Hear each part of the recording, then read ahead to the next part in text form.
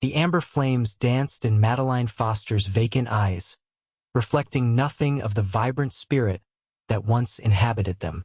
She hadn't moved for hours, seated on a weathered log at the edge of the camp, her slender figure silhouetted against the dying embers of the communal fire. It was as if the world had stopped turning for her, though the Wyoming Territory of 1875 waited for no one, especially not a woman alone. Samuel Sage Bennett noticed her the moment he rode into the traveler's camp. The lanky cowboy had spent 15 years drifting across the frontier, but something about this woman's stillness caught his attention like a flash of gold in a muddy stream. His horse, a chestnut gelding named Copper, shifted beneath him as he surveyed the small gathering of wagons. "Evening, folks," Sage called out, tipping his worn Stetson to the few souls still awake in the camp. A middle-aged man with a thick beard nodded in greeting. "Evening, stranger. Need a place to rest?" "If you're offering," Sage replied, swinging down from his saddle. "Name's Bennett. Sage Bennett." "Walter Jenkins," the man said, extending a calloused hand. "We're headed to Oregon. You're welcome to share our fire tonight." "Much obliged," Sage said, shaking the offered hand. His gaze drifted back to the solitary figure by the fire. "What about her?" Walter's expression darkened. "Miss Foster. Been like that since we found her 3 days back. Madeleine's her name. Her wagon was attacked about 20 miles east of here. Everyone with her killed her father, 2 brothers. She was hidden under some canvas. Only survivor." Sage's jaw tightened. "Bandits. Looks that way. We buried her kin proper, but she ain't said more than 2 words since. Just stares at the fire. My wife's been trying to get her to eat. But—" Walter shook his head. After settling Copper for the night, Sage found himself drawn to the lonely figure. He approached slowly, not wanting to startle her. The firelight revealed a young woman, perhaps 22 or 23, with auburn hair falling in unkempt waves around a face that might have been beautiful if not etched with such profound sorrow. "Mind if I join you, miss?" Sage asked quietly. Madeleine didn't respond, didn't even blink. Her focus remained fixed on the dancing flames. Sage settled himself on the log beside her, careful to leave respectful space between them. He didn't speak again, understanding that words were useless against grief this raw. Instead, he pulled out his tin coffee cup and placed it on a flat stone near the fire's edge. From his saddlebag, he retrieved a small pouch of coffee grounds and added them to the cup before pouring in water from his canteen. The familiar ritual of preparing coffee gave his hands something to do while his mind wrestled with the woman's plight. He'd seen tragedy before it was as common as dust on the frontier, but there was something about her stillness that struck him deeply. As the water began to simmer, the aroma of brewing coffee wafted between them. Sage noticed Madeleine's nostrils flare slightly, the first sign that she was still connected to the world of the living. "Coffee'll be ready soon," he said casually, as if they were old friends sharing a mundane evening. "It's not the finest, but it's hot." The night deepened around them. Stars emerged in breathtaking clarity across the vast Wyoming sky. Crickets chirped, and somewhere in the distance, a coyote called to its kin. The travelers' camp gradually quieted as families retreated to their wagons for the night. Still, Sage remained seated beside the silent woman, occasionally feeding the fire with small branches. He didn't pressure her to speak or acknowledge him. When his coffee was ready, he sipped it slowly, savoring the bitter warmth. After what seemed like hours, Madeleine's head turned fractionally toward him. Her lips parted, cracked from dehydration. "Why?" The single word emerged as a painful rasp. Sage didn't pretend to misunderstand. "Don't rightly know, miss. Some men choose darkness. Been that way since time began, I reckon." A tear escaped her eye, carving a clean path down her dirt-smudged cheek. "They were everything I had." "I know." He offered his cup. Try some. It helps keep the cold at bay if nothing else. Her hand trembled as she accepted the cup, her fingers brushing against his. She took a small sip, grimaced at the bitterness, then took another. "I'm Sage Bennett," he said when she'd handed the cup back. "Madeleine Foster." Her voice was rough from disuse. "Miss Foster, I can't pretend to understand what you're feeling, but I know about loss. It doesn't go away, but someday, it won't be the only thing you feel." She looked at him then, really looked at him, seeing beyond her grief for the first time in days. Her eyes were deep green, like spring grass after rain. "How do you know?" she asked. "Because I've been there," he replied simply. "Lost my folks to cholera when I was 14. My sister 2 years later. Thought the world had ended. Did it?" A faint smile touched his weathered face. "No." Kept turning. Sunrise still came. That made me angry at first that everything could just go on.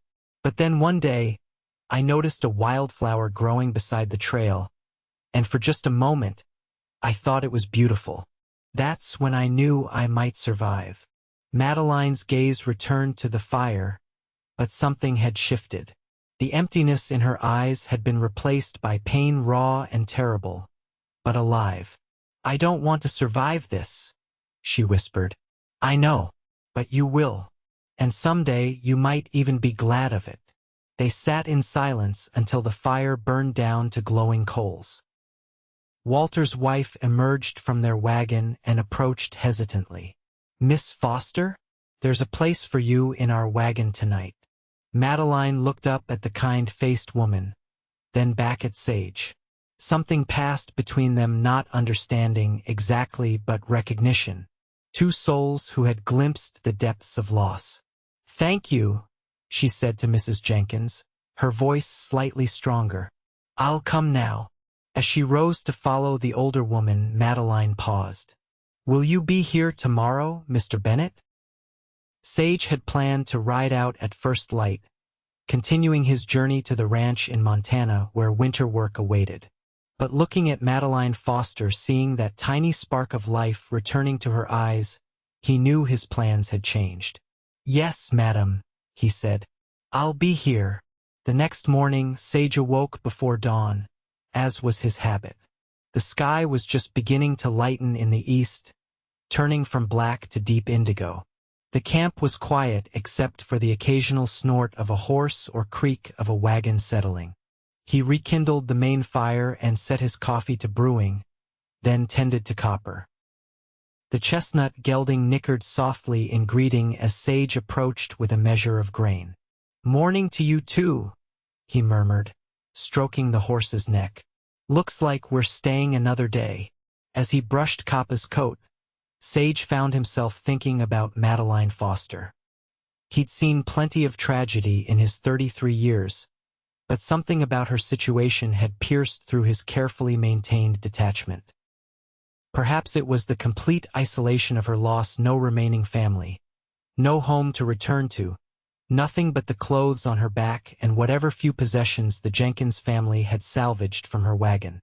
The camp began to stir as the sun crested the distant mountains. Women emerged to start breakfast fires, men to check on livestock. Children's voices rang out, high and clear in the morning air. Sage spotted Walter Jenkins inspecting a wagon wheel and walked over to offer assistance. "Appreciate the help," Walter said as they worked. "Heading out today. Oregon's still a long way off." "Figured you might be. Weather's holding, but winter won't wait forever." Walter nodded, eyeing Sage curiously. "You mentioned Montana yesterday. Changed your plans?" Sage shrugged. "Ranch will still be there tomorrow. It's about the Foster girl, isn't it?" Walter wasn't accusatory, merely observant. "Martha, that's my wife," she said. "Miss Foster actually spoke to her last night. First real words since we found her." "She's been through hell," Sage said simply. "That she has. Martha's worried about her, though. Girl's got nowhere to go, no one to look after her." We offered to take her with us to Oregon, but she just stared at us like we were speaking Chinese. Before Sage could respond, he noticed Madeleine emerging from the Jenkins wagon. She looked different in the morning light, still devastated, but somehow more present. She'd washed her face and combed her hair, which now hung in a simple braid down her back.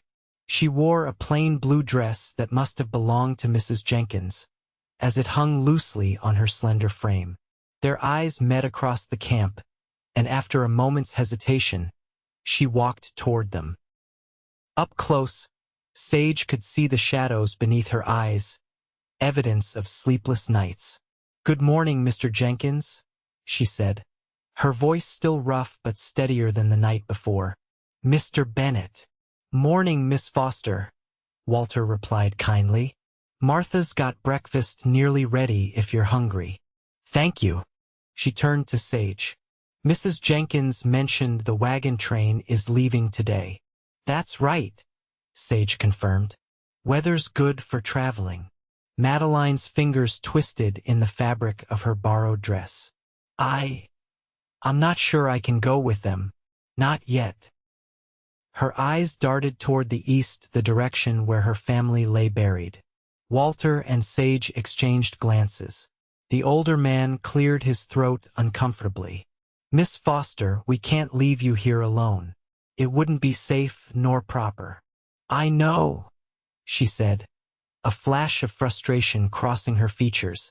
"But I can't just." She trailed off, seemingly unable to articulate the turmoil inside her.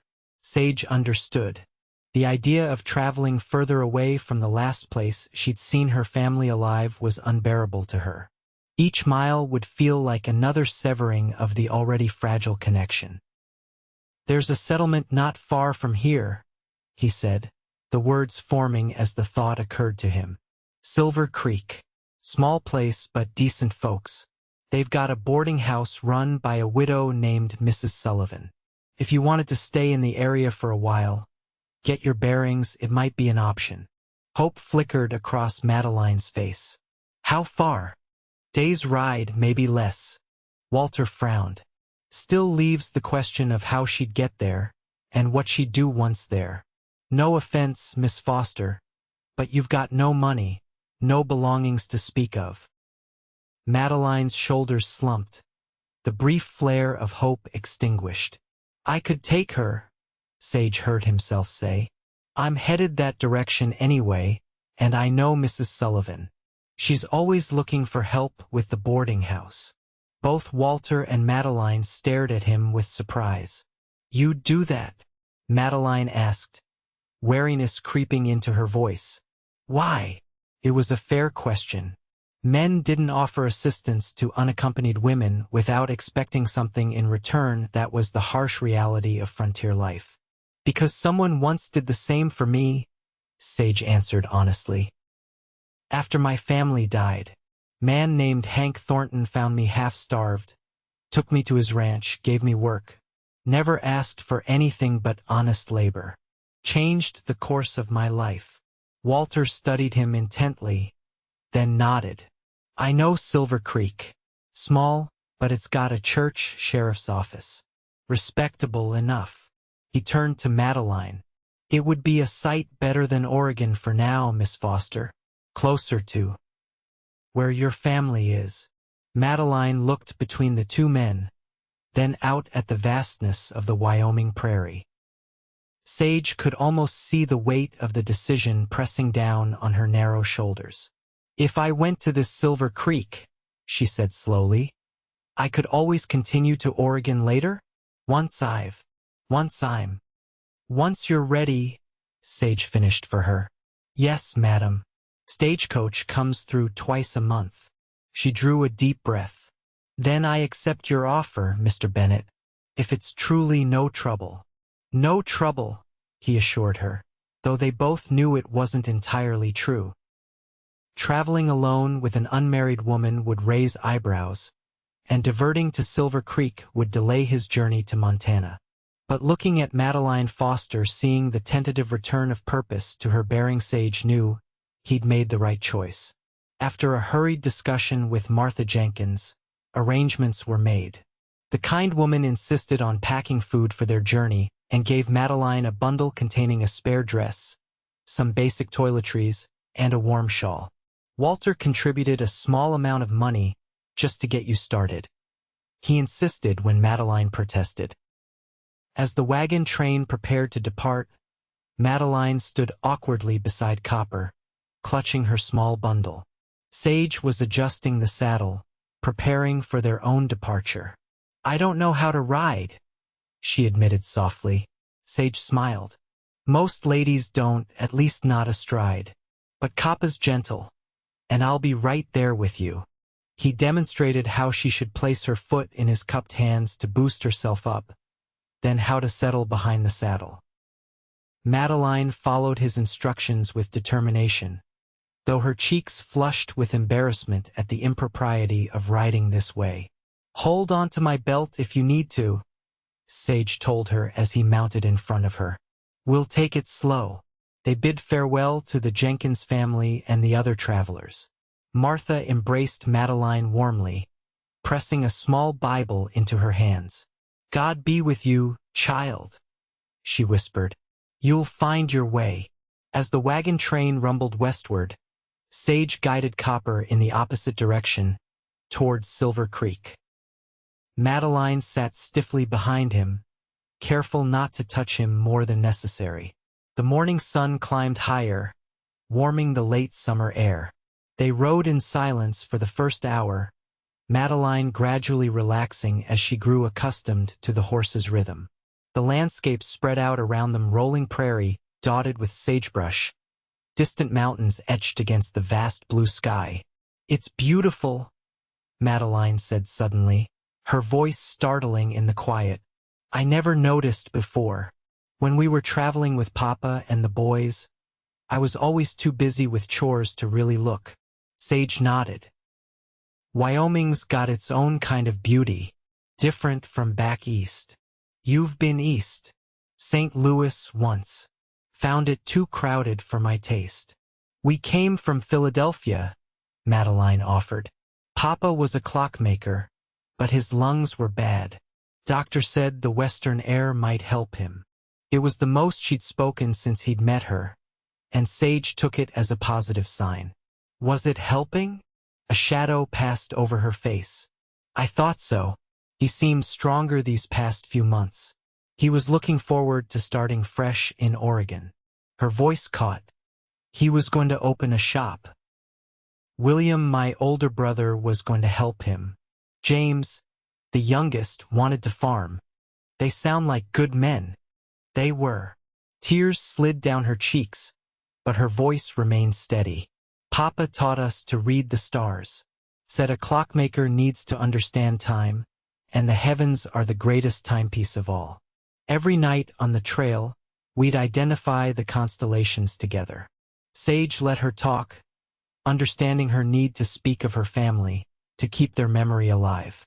As the day progressed, she shared more stories, small, ordinary moments that were precious to her now. Her father's passion for poetry, William's talent for drawing, James's knack for befriending every stray dog they encountered. They stopped at midday to rest Copper and eat some of the food Martha had packed. Madeleine sat cross-legged on a blanket Sage had spread, looking more animated than she had since he'd met her. Grief still shadowed her eyes, but speaking of her family seemed to have loosened something within her. "What about your mother?" Sage asked as they shared a loaf of bread and dried apples. Madeleine's expression softened. "She died when I was 12. Fever took her quickly. Papa never remarried, said no one could replace her. I took over running the household after that." "You were young to carry such responsibility." She shrugged. "Many girls do the same. I was lucky to have my brothers. They helped in their way." A sad smile touched her lips. "James was hopeless at laundry, but he could always make me laugh when I was overwhelmed." As they prepared to continue their journey, Sage noticed Madeleine looking eastward again, toward the place where her family lay buried. "We can go back," he offered quietly. If you need to see them again. She considered it, then shook her head. No, not yet. I don't think I could bear it. She straightened her shoulders. They would want me to go forward. Sage helped her back onto Copper, noting how she settled behind him with less hesitation this time. They rode through the afternoon, the landscape gradually changing as they approached Silver Creek. The flat prairie gave way to more varied terrain, rocky outcroppings, stands of cottonwood trees along winding creeks, and eventually, the first signs of human habitation. Almost there, Sage said as they crested a hill in the late afternoon. Below them, Silver Creek spread out a collection of wooden buildings along a wide main street, with scattered homesteads and corrals on the outskirts. It was small compared to established towns, but substantial enough to offer the necessities of frontier life. Madeleine leaned forward slightly, taking in the sight. It's bigger than I expected. Started as a mining settlement about 10 years back. Silver played out pretty quick, but enough folks stayed to build something lasting. They've got a general store, blacksmith, livery stable. The boarding house is on the far end, near the church. As they rode down the main street, Sage was conscious of the curious stares they attracted. A man and woman arriving together on one horse was bound to raise questions, especially when the woman was as obviously genteel as Madeleine despite her current disheveled state. He guided Copper directly to the boarding house, a 2-story wooden structure with a wide front porch and neat curtains in the windows. A sign over the door read, Sullivan's Boarding House Clean Rooms, Honest Rates. Sage dismounted first, then helped Madeleine down. Her legs trembled after the long ride, and she steadied herself against Coppa's flank. You all right? Sage asked.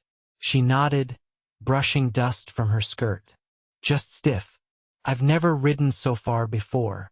The front door opened, and a stout woman in her 50s emerged, wiping her hands on an apron. Her gray-streaked hair was pulled back in a tidy bun, and shrewd blue eyes assessed them from a face lined with both hardship and laughter. Sage Bennett, she said, placing her hands on her hips. Been a while since you darkened my door. Mrs. Sullivan, he greeted her with genuine warmth. Looking well as ever. Save your sweet talk for the saloon girls, she retorted, though her eyes twinkled. Her gaze shifted to Madeleine. And who might this young lady be? This is Miss Madeleine Foster. She's had some trouble on the trail and needs a place to stay for a while. He kept his explanation deliberately vague, not wanting to force Madeleine to relive her trauma. Mrs. Sullivan's expression softened as she took in Madeleine's exhausted state. Come in, child. You look done in. The interior of the boarding house was simple but immaculately clean, with polished wooden floors and modest furnishings. A delicious aroma wafted from the kitchen at the back. Stew's just about ready, Mrs. Sullivan said, leading them to a small parlor. Sit yourselves down while I fetch some tea. When she'd bustled off, Madeleine turned to Sage. She seems kind. She is. Tough as nails when she needs to be, but fair. Her husband was one of the original silver miners. Died in a cave-in 5 years back. She turned their home into this boarding house to make ends meet. Mrs. Sullivan returned with a tray bearing a teapot and cups. After pouring for them both, she settled in a rocking chair opposite them. Now then, she said directly to Madeleine. Sage says you need a place to stay. I've got a room available, small but clean. It's $2 a week, meals included. Madeleine's face fell. I don't have much money, Mrs. Sullivan. Just what the Jenkins family gave me. The older woman studied her thoughtfully. Could you work, child? I could use help with the cooking and cleaning. Been managing alone since my last girl left to get married last spring. Hope flickered in Madeleine's eyes. Yes, madam. I can cook, clean, so whatever you need. She's had a rough time, Eleanor, Sage interjected. Lost her family just days ago. Bandits. Mrs. Sullivan's expression softened further. I'm sorry to hear that, Miss Foster. Truly. She reached over to pat Madeleine's hand. Tell you what, you help me around the house as you're able, and we'll call it even for room and board. If there's anything extra you need, we can work something out. Relief washed over Madeleine's face. Thank you, Mrs. Sullivan. I promise I'll earn my keep. I don't doubt it. The older woman rose. Let me show you to your room so you can freshen up before supper. As Madeleine followed Mrs. Sullivan upstairs, Sage remained in the parlor, suddenly uncertain of his next move.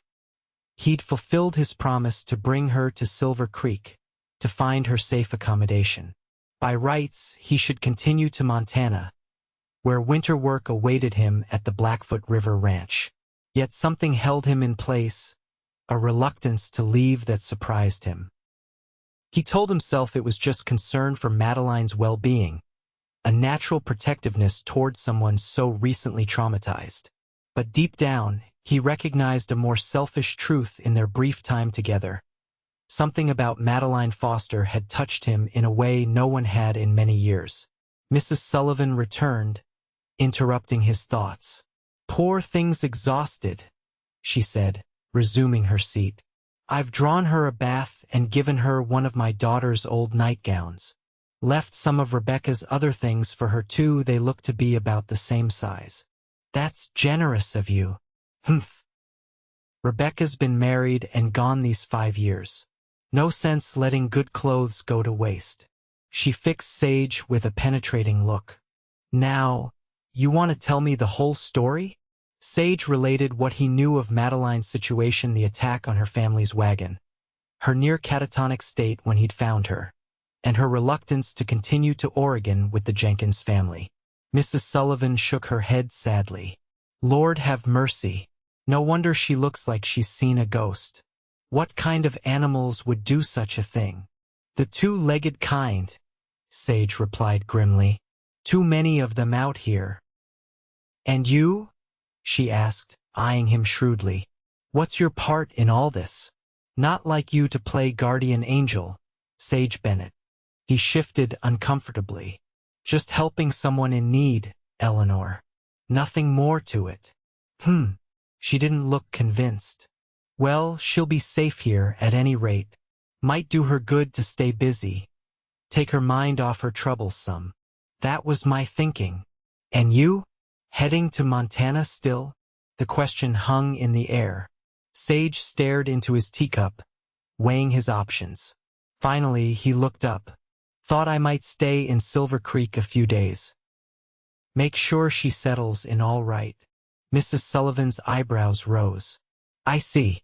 Well, I've got another room if you want it. Same rate as always. Appreciate it. After supper, during which Madeleine made a visible effort to eat despite her lack of appetite, Sage stepped out onto the porch. The evening air had cooled, and stars were beginning to appear in the darkening sky. He lit a cigarette, watching the smoke curl upward. The door opened behind him, and Madeleine stepped out. She'd bathed and changed into a simple calico dress that fit her better than Mrs. Jenkins' borrowed clothing. Her damp hair hung loose around her shoulders. Mrs. Sullivan said I might find you out here, she said, wrapping a shawl more tightly around her shoulders. I wanted to thank you for everything. Sage nodded. No need for thanks. There is, she insisted quietly. You could have ridden past that camp and never stopped, or left with the wagon train this morning. Instead, you. Her voice faltered. You saw me when I didn't want to be seen. Sat with me when I had nothing to offer in return. Anyone would have done the same. No, she said with surprising firmness.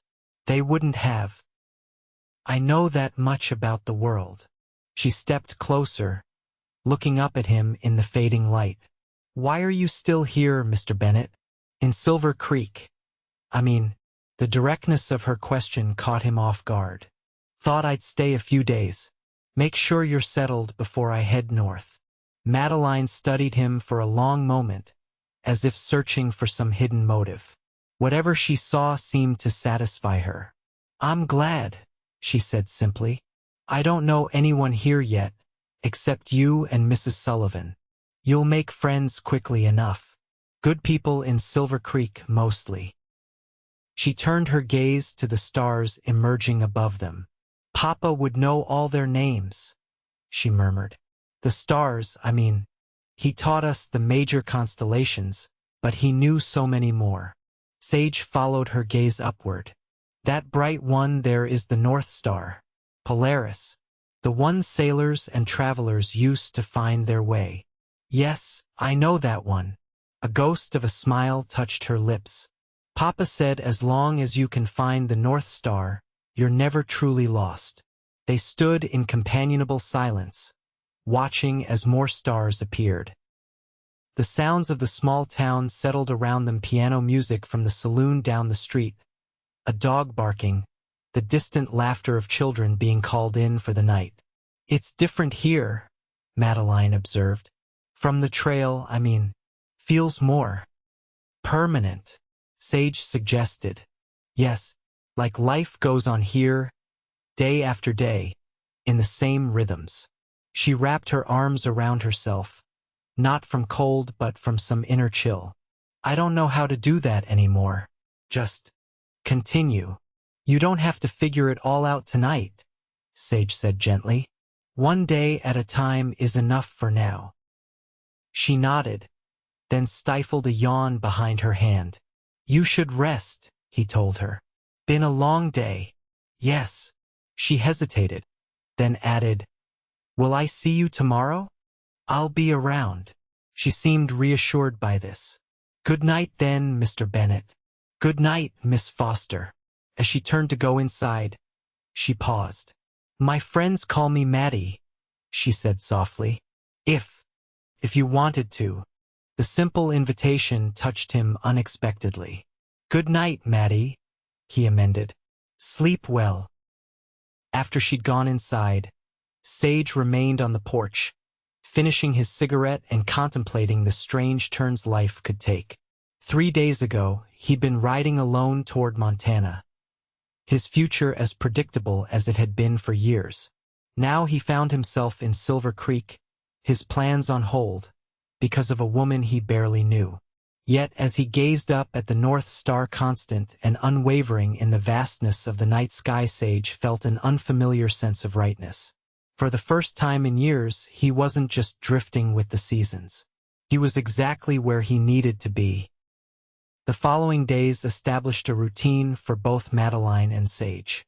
She quickly proved her worth to Mrs. Sullivan, displaying a natural talent for cooking and a meticulous attention to detail in her cleaning. The older woman was delighted to have competent help and took Madeleine under her wing, treating her with motherly affection that seemed to soothe some of the rawness of her grief. Sage, meanwhile, found work at the livery stable, exercising horses and helping with repairs to the corral. It was honest work that paid well enough, and it kept him in Silver Creek with a legitimate reason beyond his concern for Madeleine. They saw each other primarily at mealtimes in the boarding house, where Mrs. Sullivan insisted everyone eat together like civilized folks. The other boarders included the town schoolteacher, a young man who worked at the bank, and an elderly prospector who still believed silver would be found again in the surrounding hills. Gradually, Madeleine began to emerge from her shell. She remained quiet and reserved, prone to sudden spells of sadness that would cause her to retreat to her room. But there were also moments when a glimpse of her true nature shone through: a quick wit, a gentle compassion, and an educated mind that hungered for stimulation. One evening, about a week after their arrival in Silver Creek, Sage returned to the boarding house to find Madeleine alone in the kitchen, kneading bread dough with focused intensity. "Mrs. Sullivan said you might like some coffee," she said without looking up. "It's fresh on the stove." Sage poured himself a cup, then leaned against the counter, watching her work. Her sleeves were rolled up, flour dusted her forearms, and a strand of auburn hair had escaped her braid to curl against her cheek. Despite the domestic scene, There was something fierce in her concentration, as if she were battling demons with every push and fold of the dough. "You're good at that," he observed. "My mother taught me. She said bread is the heart of any home." Madeleine paused, a shadow crossing her face. "I made bread the morning they died. James teased me about making the loaves too small." Sage didn't offer platitudes. Instead, he sipped his coffee and said, "Tell me about them, if you want to." She looked up, surprised. Most people avoided mentioning her family, unsure how to navigate her grief. "Really? Really? What were they like? Beyond what you've already told me?" Madeleine shaped the dough into loaves as she spoke, her hands moving with practiced ease. "Papa was serious, but with a quiet sense of humor that would catch you by surprise. He loved books, carried more of them in our wagon than was practical. Said they were more valuable than gold." She placed the loaves in pans to rise. "William was the responsible one, 26 and already had the manner of a much older man. He wanted to marry before we left Philadelphia, but his sweetheart's parents wouldn't allow her to come west." A sad smile touched her lips.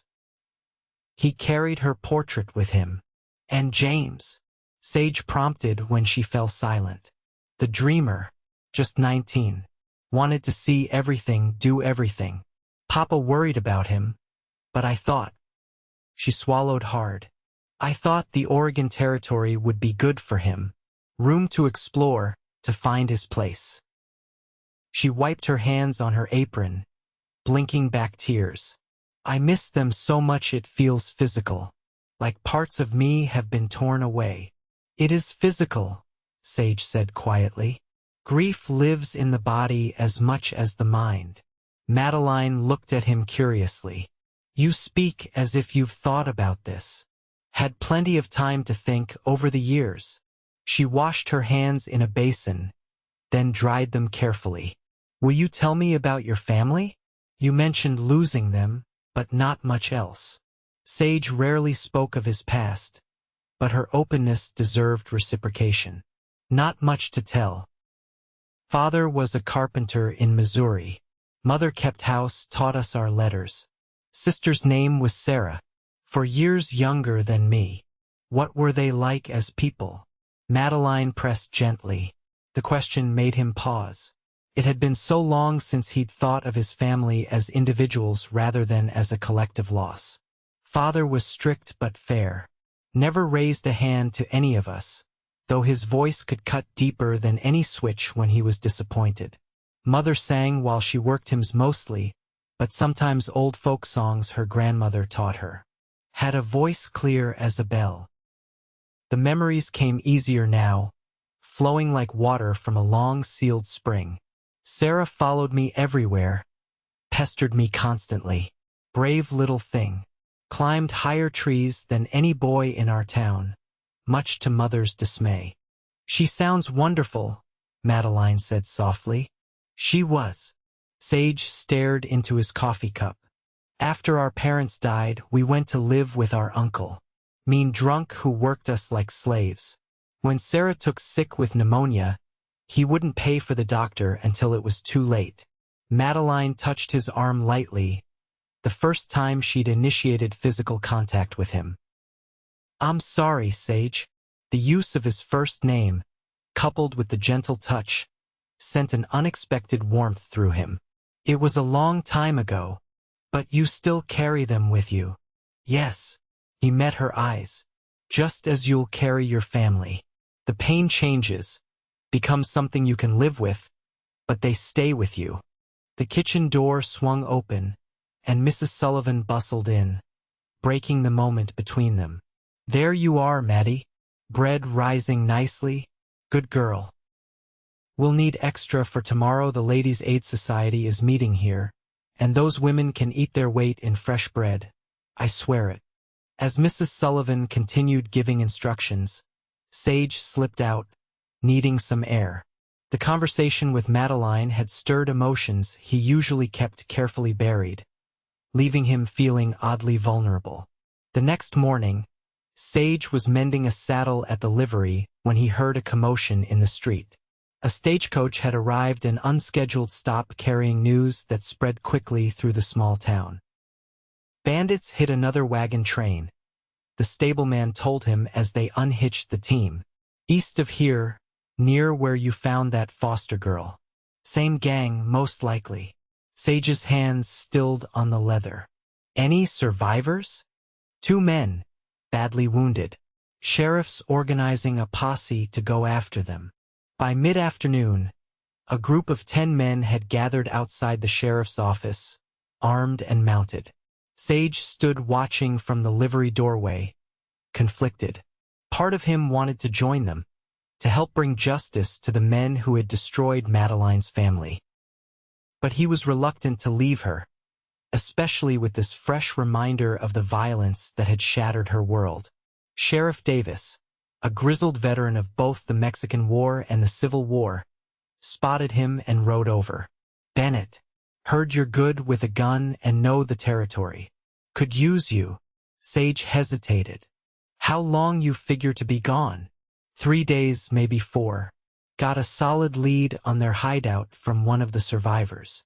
Before Sage could respond, he noticed Madeleine hurrying down the street toward them, her face pale with alarm. She must have heard the news. Sage, she called as she approached. Is it true? About another attack? Sheriff Davis touched the brim of his hat respectfully. Miss Foster, afraid so. Men matching the description of those who attacked your family. Madeleine's hands trembled, but her voice remained steady. Are you going after them? Yes, madam. Trying to convince your friend here to join us. Could use a man of his experience. She looked at Sage, her expression complex: fear, hope, and something else he couldn't quite identify. You should go, she said finally, if you can help catch them. I'd be leaving you, Sage pointed out. I'll be safe here. Mrs. Sullivan and the others will look after me. She stepped closer, lowering her voice. Please, Sage, if there's a chance to stop them from doing to someone else what they did to my family. Her eyes held his, pleading not just for justice but for meaning some purpose to emerge from the senseless violence that had claimed her loved ones. All right, he agreed, unable to refuse her. I'll go. Relief washed over her face. Thank you. An hour later, Sage was prepared to ride out with the posse. He'd spoken with Mrs. Sullivan, who promised to keep a special eye on Madeleine in his absence. Now he stood beside Copper at the edge of town, checking his gear one last time. Footsteps approached, and he turned to find Madeleine standing there, clutching something in her hands. I brought you this, she said, holding out a small package wrapped in cloth. Biscuits and dried apple. Not much, but... Thank you. Their fingers brushed as he accepted her offering, sending that same strange warmth through him. Madeleine bit her lip, then reached into her pocket and withdrew a small object. And this? It was my father's.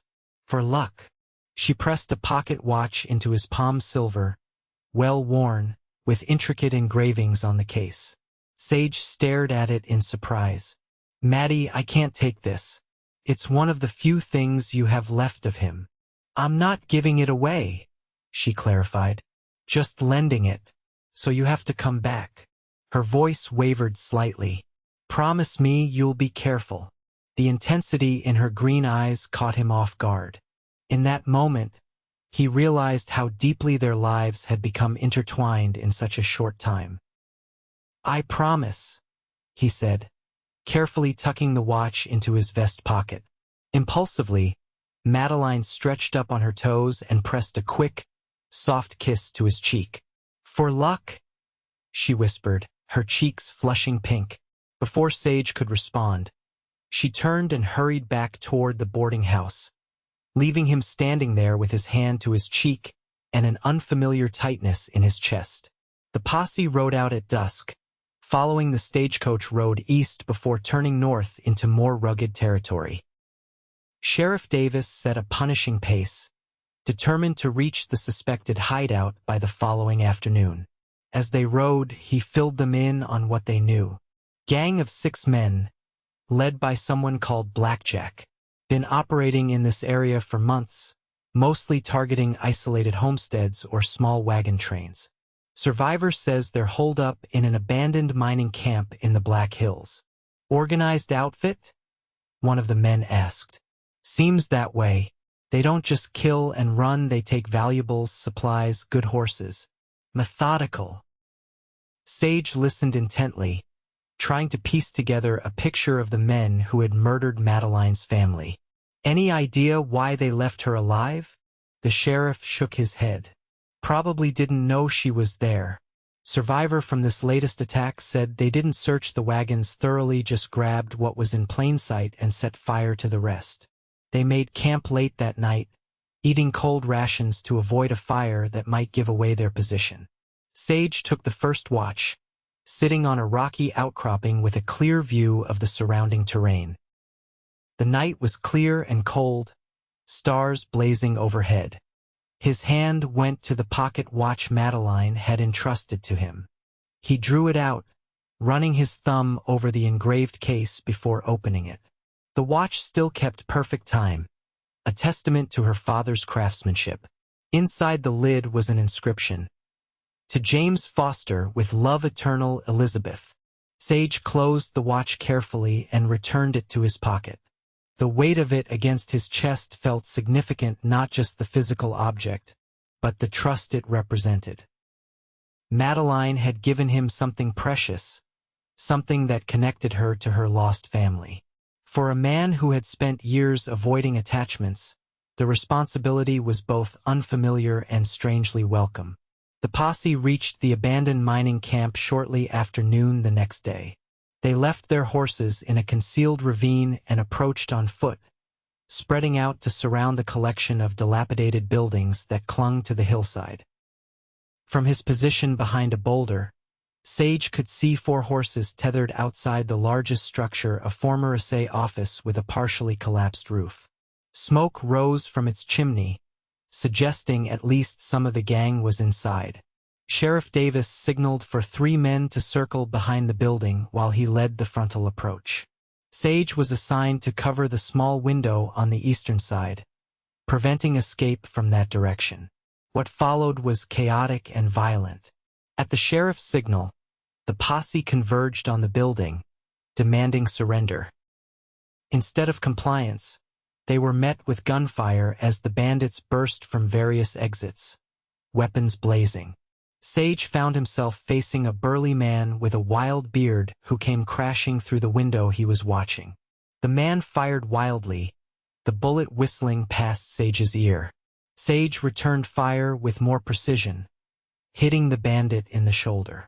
The man dropped his weapon but lunged at Sage with a knife, forcing him into hand-to-hand combat. They grappled in the dirt, each fighting for advantage. The bandit was powerful but slowed by his wound. Sage managed to knock the knife away and subdue him with a solid punch that rendered him unconscious. By the time Sage dragged his prisoner around to the front of the building, the gunfire had ceased. One of the posse members lay wounded but alive. 2 bandits were dead, and another captured. The leader Blackjack and 1 other had escaped on foot into the rocky terrain behind the camp. "Take care of the wounded and secure the prisoners," Sheriff Davis ordered half the men. To the rest, including Sage, he said, "We're going after the others. They're headed for the high country." The pursuit lasted through the afternoon and into the evening. Blackjack and his remaining man were clearly familiar with the terrain, using it to their advantage as they fled deeper into the hills. Just before dusk, they separated, forcing the posse to do the same. Sage followed Blackjack's trail along a narrow ridge, moving cautiously as the light faded. The outlaw was crafty, doubling back several times in attempts to ambush his pursuers. As darkness fell, Sage lost the trail completely and was forced to make camp in the shelter of a rock overhang.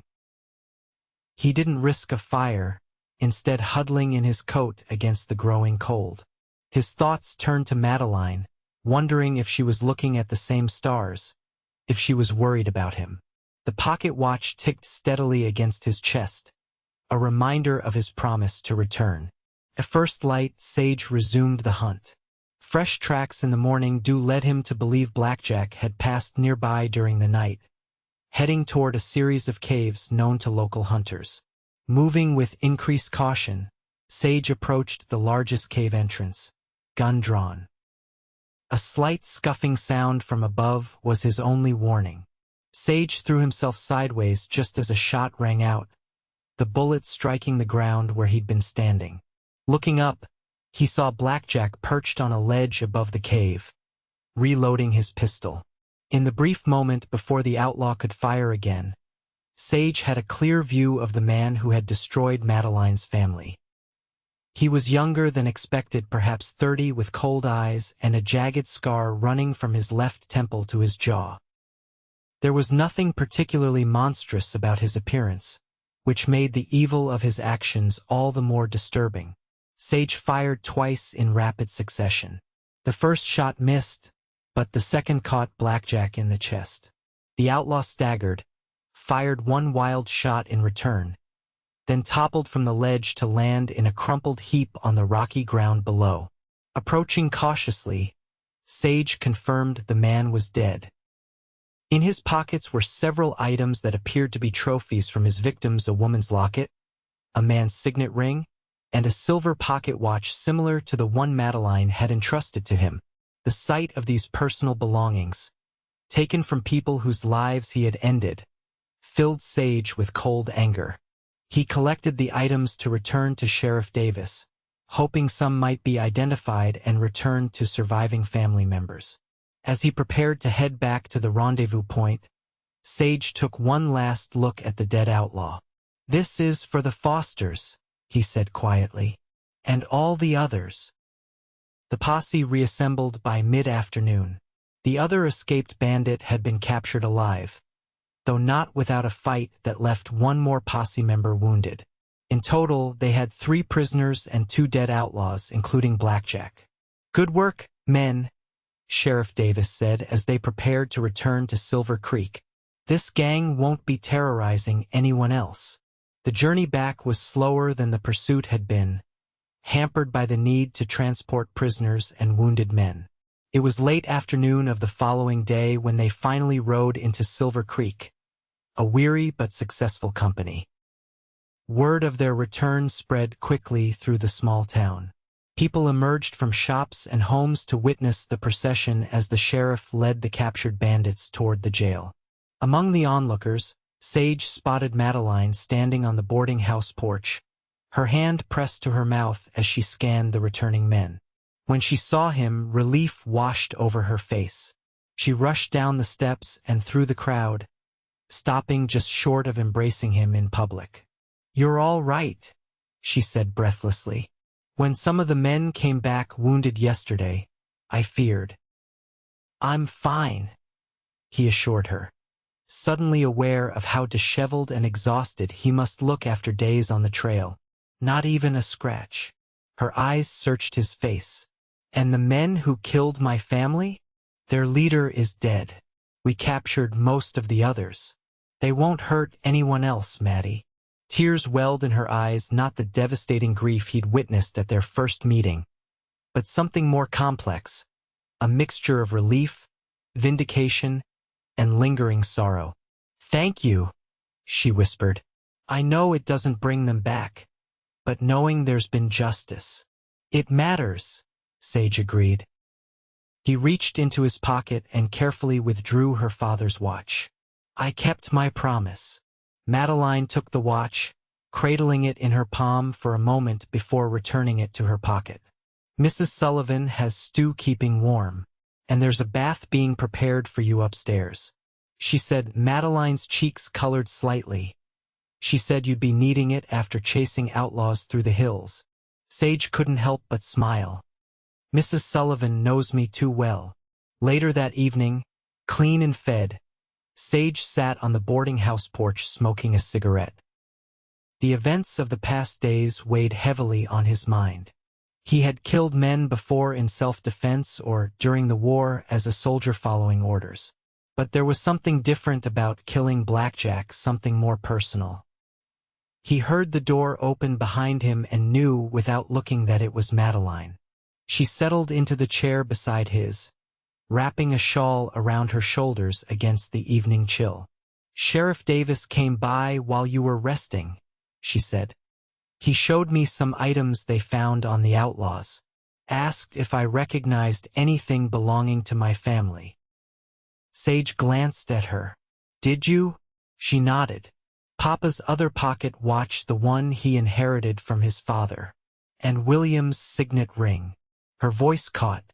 It was strange seeing them again, like holding pieces of a life that doesn't exist anymore. "Did you take them?" "Yes. I don't know what I'll do with them yet, but it felt important to have them back." They sat in companionable silence for a while, watching as the town settled into evening routines. From the saloon down the street came the tinny sound of a piano and occasional bursts of laughter. "Sheriff Davis also told me what happened," Madeleine said finally. "How you tracked their leader. How you—" She hesitated. "How I killed him," Sage finished for her. "Yes." She turned to face him, her expression earnest in the fading light. "Does it trouble you? Taking a life, even one so deserving of justice?" It was a surprisingly profound question, one that revealed the depth of her character. Sage considered his answer carefully. "Yes," he admitted. "It should trouble any man to end another's life, no matter the circumstance. But I don't regret it. He would have killed me if I hadn't acted first, and he would have continued hurting innocent people." Madeleine nodded slowly. "I've been thinking about what happens now. For me, I mean, what do you want to happen?" She gazed out at the darkening street. "When we first arrived, I couldn't imagine a future at all. Everything felt temporary, as if I were just waiting to wake from a nightmare. But now," she took a deep breath, "I think I might stay in Silver Creek at least for a while. Mrs. Sullivan has offered me a permanent position here. She says I have a gift for cooking that shouldn't be wasted." "She's right about that," Sage said, recalling the delicious meals Madeleine had prepared during his stay. "Your biscuits alone would be reason enough to keep you." A small smile touched her lips. "It's not Oregon, but it feels possible, like somewhere I might eventually belong." The unspoken question hung between them. "What about you?" Sage had been asking himself the same thing since their return. The job in Montana still waited, but the pull to remain in Silver Creek had grown stronger with each passing day. "I received a telegram while you were gone," Madeleine continued when he didn't immediately respond. "From Martha Jenkins. They've reached Oregon safely. She invited me to join them in the spring, if I wished." "Is that what you want?" "I don't know." She twisted her hands in her lap. "A month ago, Oregon was the dream, a new beginning for all of us. Now, the thought of continuing that journey alone feels wrong somehow, as if I'd be chasing a future that no longer exists." Sage understood the feeling all too well. After losing his own family, he had wandered for years, unable to settle, as if putting down roots would somehow betray their memory. "The hardest part of surviving," he said quietly, "is learning to live for yourself, not just for those you've lost." Madeleine's eyes met his, filled with a vulnerability that touched him deeply. "How did you learn to do that?" "Still learning," he admitted. "But being here in Silver Creek." He hesitated, then decided on honesty. "Being with you these past weeks has reminded me what it feels like to have a purpose beyond just making it to the next season, the next job." Color rose in her cheeks. "What are you saying, Sage?" "I'm saying maybe Montana can wait, if there's reason enough to stay." The hope that flickered across her face gave him courage to continue. "I spoke with Henry at the livery today. He's looking to retire, willing to sell the business to someone who knows horses. It would mean putting down roots, something I haven't done in 15 years. But if I had a good reason. Madeleine's hand found his in the gathering darkness. Would I be reason enough? The simple question, asked with such openness, cut through years of Sage's careful detachment. He turned his hand to clasp hers properly. More than enough, he said softly. But I don't want to presume. You've been through so much, Maddie. The last thing you need is pressure from me. It's not pressure, she assured him. It's hope. Something I didn't think I'd feel again so soon. She took a steadying breath. I'm not ready for promises or grand declarations. I'm still finding my way through grief. But knowing you might stay, that we could discover what this is between us without rushing. That sounds right to me, Sage agreed, relief washing through him. One day at a time. Their fingers remained intertwined as darkness settled fully over Silver Creek. The stars emerged, brilliant and countless in the clear autumn sky. Somewhere in that vast canopy was the North Star, constant and guiding just as Madeleine's father had taught her. Papa would like you, she said suddenly, as if reading his thoughts. He valued honesty above all else. Said you could tell a man's character by how straight he looked you in the eye when speaking difficult truths. I wish I could have met him, Sage said sincerely. All of them. So do I. Madeleine's voice held sadness but no longer the devastating emptiness of their first meeting. But I think they would be glad I'm not alone. That I found someone who understands. As winter settled over Silver Creek, Sage completed the purchase of the livery stable. The business came with a small house behind the main building, nothing fancy, but solid and weathertight.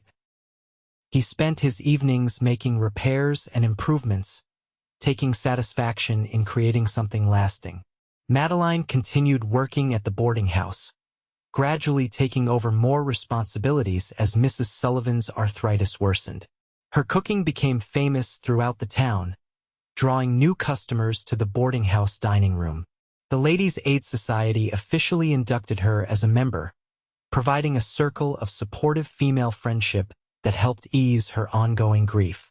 Their courtship progressed slowly, respectfully. Sunday walks after church. Occasional dinners at the town's small restaurant.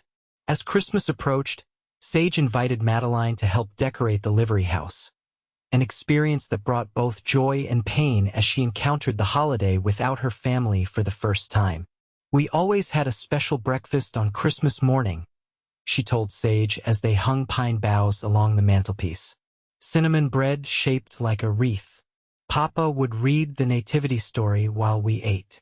We could do that, Sage offered hesitantly. Not to replace your tradition, but to honor it. If it wouldn't be too painful. Madeleine's eyes glistened with tears, but she nodded. I'd like that. It feels important to carry some traditions forward. On Christmas Eve, the entire town gathered for a service at the small church. Madeleine sat beside Sage in the pew, her hand occasionally finding his during the familiar hymns. As silent night filled the candlelit sanctuary, he noticed tears streaming down her cheeks. Without drawing attention, he offered his handkerchief. She took it with a grateful smile, then surprised him by leaning slightly against his shoulder as the congregation sang. It was a small gesture, but significant, a public acknowledgement of the deepening bond between them. After the service, they walked through the snow-covered streets back to the boarding house, where Madeleine had prepared a special Christmas Eve supper for the residents.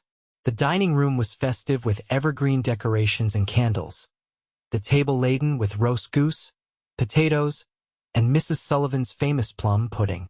You've outdone yourself, Maddie, the older woman declared, surveying the feast with approval.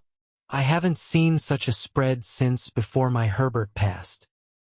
The meal was filled with laughter and stories as the boarding house residents shared memories of Christmases past. Even the elderly prospector, usually taciturn, regaled them with a tale of Christmas in a mining camp during the California Gold Rush. As the evening wound down, Sage helped Madeleine clear the table while the others retired to the parlor for coffee. "Will you come for breakfast tomorrow?" she asked, her hands busy with the dishes. "I'm making the cinnamon wreath bread. Mrs. Sullivan found Papa's Bible among my things. I could read the Christmas story, like he used to."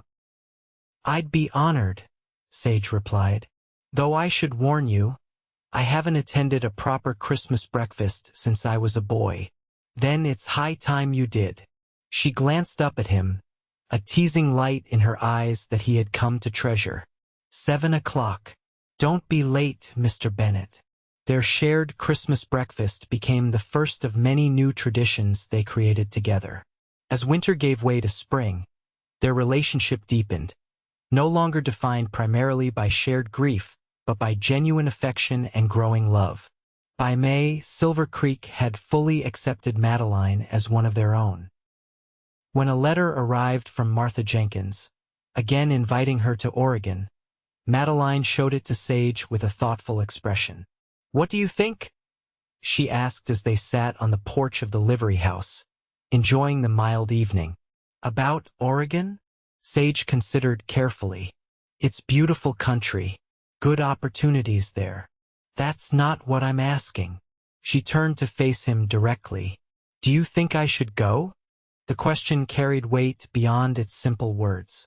Sage knew his answer could determine both their futures. "I think," he said slowly, "that you should follow your heart. If Oregon still calls to you, then that's where you belong. And if my heart is here." Her gaze held his steadily. "If what calls to me now is a life in Silver Creek?" Sage took her hand, his thumb gently stroking her knuckles. "Then I would be the happiest man in Wyoming Territory." Madeleine's smile blossomed slowly. "I wrote to Martha yesterday, thanked her for the invitation but told her I found my place here." Relief and joy surged through Sage. "Are you certain? I don't want you to stay out of obligation or fear of starting over again." "I'm staying because I want to," she assured him. "Because I've found purpose here. Because—" she took a deep breath. "Because I love you, Sage Bennett. And I want to build a life with you, if that's what you want too." The declaration, though hoped for, caught him by surprise. For a moment, he couldn't speak, overwhelmed by emotions he had kept carefully controlled for so many years.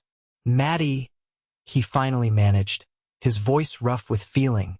"I've loved you since that first night by the fire, when you asked me why, and trusted me enough to hear the answer, however inadequate it was."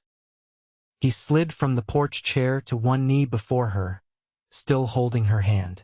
"I don't have much to offer beyond this business, this house, and my promise to cherish you every day for the rest of our lives.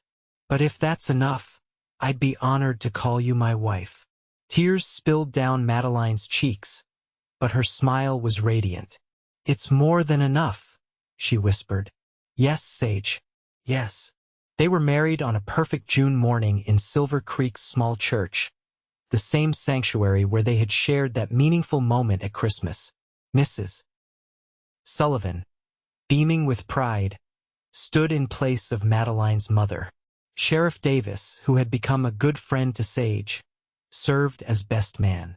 Madeleine wore a simple white dress ordered from Denver, with sprigs of wildflowers in her hair.